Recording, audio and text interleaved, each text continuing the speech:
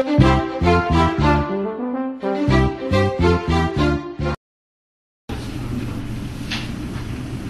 좀 제가 말씀드릴 내용을 크게 이제 세 가지로 우리가 펀드 투자에 앞서서 우리가 챙겨야 할 자세가 뭔지 너무나 좀 많이 일상화된 문제이긴 합니다만 운용자 입장에서 한번 말씀을 드리고 연금펀드로서 좋은 펀드의 요건은 뭔가 펀드가 너무 많습니다.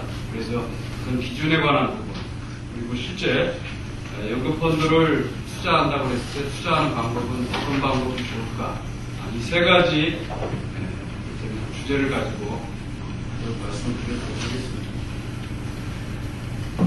제가 한 3년 전에 한 요맘때 정도 됩니다. 호텔에서 은행의 PB분들이 사적으로 모여가지고 거액 고객들을 좀 모셔놓고 제가 좀 당시에 PB 모임을 주관하고 있는 충무로 되시는 분이 친구였는데 제가 초대를 받았어요. 그 사람. 그래서 내년에 어떤 경제와 정치 전망 그리고 펀드 운용 전략에 대해서 설명을 좀 해달라 해가지고 1시간 정도 강의한 경험이 있습니다. 근데 이제 되게 PB 한 30분, 부자의 고객 30분 이렇게 모여있었어요. 그래서 저는 나름대로 이제 자료를 준비해서 예전에 경제가 어떻고 증시가 어떻고 이런 얘기도 하고 펀드 투자는 이렇게 하시는 게 좋습니다라고 하고 이제 고객들하고 섞여가지고 답을 물었어요. 근데 그때 어떤 고객 중에 한 분이 저한테 이렇게 얘기를 하더라고요. 투자는 당신 얘기하면 좀 하는 게 아니다.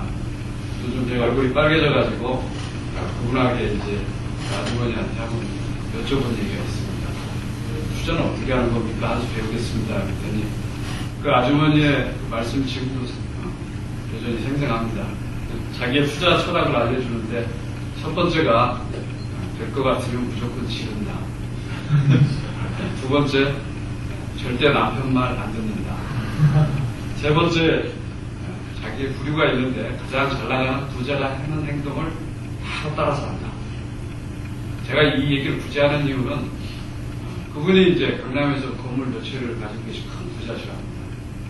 이 세 가지 원칙을 가지고 자기는 성공을 했다고 합니다. 그런데 우리가 펀드를 투자할 때 다수의 분들, 저도 이제 컴플레인 전화도 받고 그렇습니다만은 이 펀드 투자, 금융상품 투자여서 그런지 자기 원칙을 갖기가 참 어려운 부분이 있지 않나 싶습니다. 그래서 이제 그날 저는 투자를 그렇게 많이 만날 기회가 없지 않습니까? 그래서 이제 제 주특기 소주잔을 들고 한 30분을 한번 돌아볼 계획을 잡고 다는 못 만나보고 한 20분 정도 대놓고 물어봤습니다. 어떻게 부자가 되셨어요? 그렇게 물어보니까 그분들이 이제 다 알려주질 않습니다. 빙긋이 웃는 분도 있고 그렇지만 내가 좀 어려 보이고 그러니까 말씀을 주신 분들이 있어서 그 얘기들을 좀 제가 요약해가지고 이를테면은 부자들의 투자 철학이 뭔가 세 가지로 요약을 해봤어요. 이제 기사에 한번 실은 적도 있는데 부자들의 첫 번째 철학은 아는 거에 집중한다 했습니다.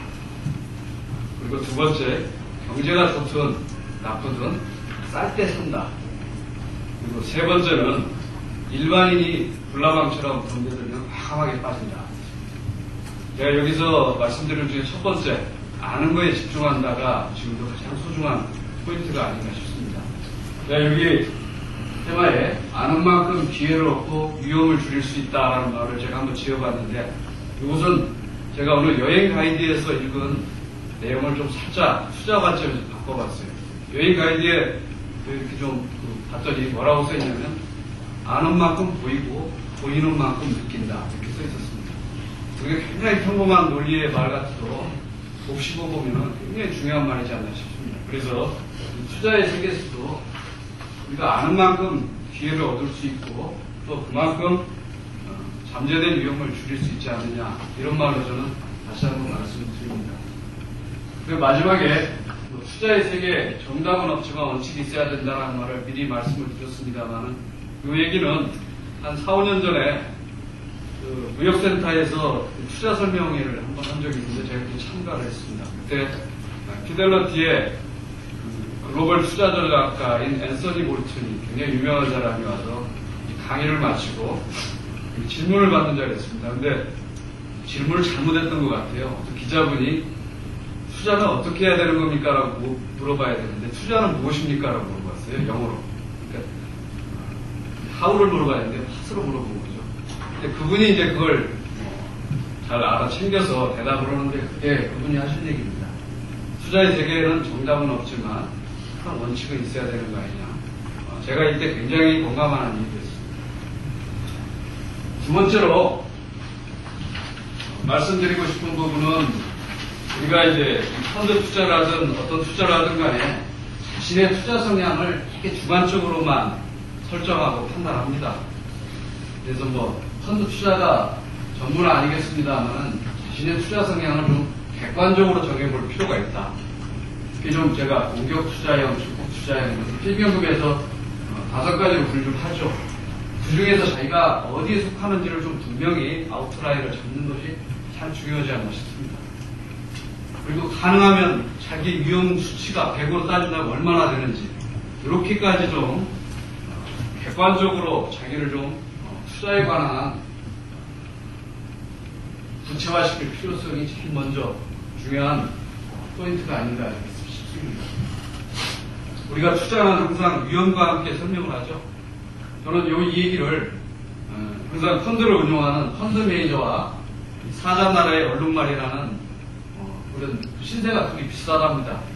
이 얘기를 쓴 사람은 작지만 강한 기업에 투자하라라는 책을 쓴 유명한 투자의 달인이죠. 랄프 웬저라는 사람이 한 말입니다. 펀드 매니저하고 사자나라의 얼룩말하고 3가지 공통점이 있다고 했습니다. 첫 번째가 성취하기 어려운 목표를 추구한다. 두 번째, 리스크를 싫어하지만 감수한다. 세 번째, 우리 속에서 자기 위치를 정하고 움직인다. 저는 이 3가지 포인트 중에서 3번째 포인트를 좀 다시 한번 말씀드리고 싶어요. 우리가 보면은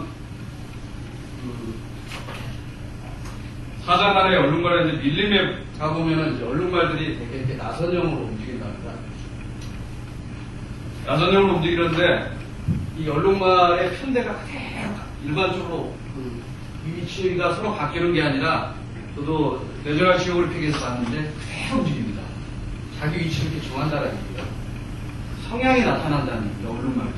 자, 여기 안에 있는 얼룩말들은 앞에 말들이 다 먹고 남은 이를테면 싱싱하지 못한 풀을 먹고 그대로 갑니다.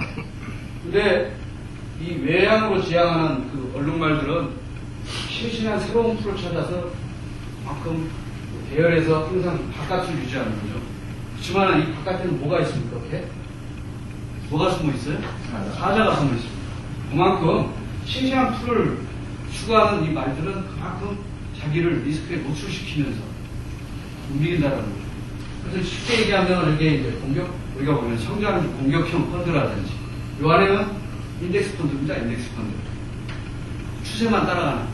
이런 것처럼 이제 그런 부분에 의해서 이제 이렇게 위험과 자신의 어떤 기대 수익과 관계를 말씀을 드립니다만은 공감할 수 있는지는 좀 잘 모르겠습니다. 그렇지만은 우리가 그 투자의 세계만큼은 그 위험을 항상 인지를 하고 있어야 되는데, 제가 보면은 펀드 매니저 대빵 내봤습니다만은 펀드 매니저들조차도 위험을 망각하는 경우가 너무 많습니다. 자기가 다 잘한 줄 알고 또 하나의 방향성을 계속 쫓는 친구가 많다라는 거죠. 아무래도 이제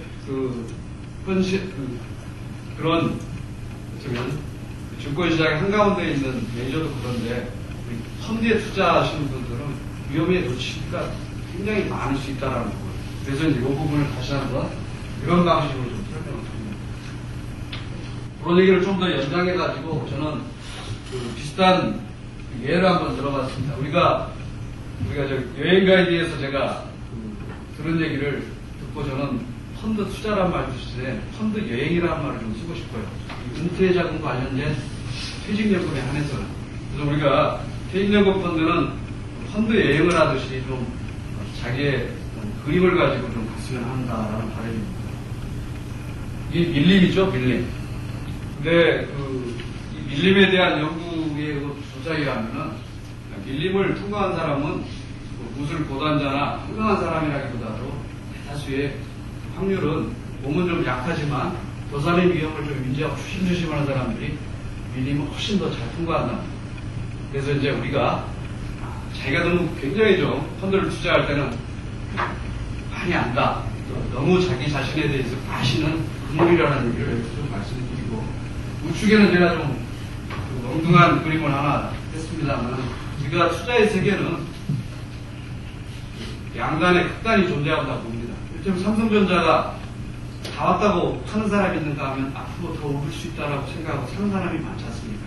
그런 것처럼 우리가 가격과 가치와 관계에서 굉장히 극단의 상황이 존재하는 게 투자의 세계다. 제가 여기 보면은 무슨 그림인지 아시겠죠? 넘어가도록 하겠습니다. 또 하나가 이제 지금의 투자 환경이 내년에 요즘에 증권사 포럼을 좀 제가 몇 개 다녀봤어요. 근데 그 포럼을 여러 가지 종합해가지고 얼마 전에 경제신문 기사에서 어떤 기사 양반이 썼는데 좀 그런 기사는 안 썼으면 좋겠는데 사람들의 마음을 그렇게 끌고 가는지 모르겠어요. 내년은 3포의 증시다 이렇게 써놨더라고요. 3포. 강세장 포기 이럴 때는 두 번째가 주도주 포기, 세 번째가 차별화 포기. 그래서 좀 그런 얘기보다도 저는 한국적인 상황이 지금 저성장 시대에 와 있고 또 이 박스권에 갇힌 변동성 장세가 이제 4년째 접어들고 있습니다. 그렇지만 어땠습니까? 올 초에 보면은 그 변동성 장세 안에서도 되면 몇십 % 수익률이 난 펀드도 있고 또 그 추세를 못 따라간 대형주 펀드들은 마이너스가 났습니다. 이렇게 추세가 없다라고 해서 또 우리의 성장성이 없다고 해서 주식이 가만히 있는 건 아닙니다. 그래서 이 시장이라는 것은 꾸준히 진화한다. 저는 진화라는 말을 좀 쓰기 때문에 가치의 변화 속에서 진화했기 때문에 항상 투자의 세계는 그만큼의 어떤 도전의 가치가 있다라는 말씀을 좀 드립니다. 그런데 이 변동성 장세에서 가장 사람들이 고민거리가 이 탐욕과 공포입니다. 그림에서 제가 좀 잘 여기서 따왔습니다만은 탐욕과 공포를 이기지 못하는 확률이 더 많죠. 이기는 사람만이 좀 굉장히 좀 수익을 고정시키고 또 재투자도 잘하는데 이런 저는 정답은 냉정함이라고 봅니다. 냉정함. 우리가 냉정함을 어떻게 가질 건지는 각자의 어떤 삶의 태도에서 나오겠지만 저는 그 두 가지를 설정하는 것이 냉정함을 지킬 수 있는 정답이라고 봅니다. 펀드에 대해서는 첫 번째가 자신의 목표 수익률을 정해놓는 거예요. 자신의 목표 수익률.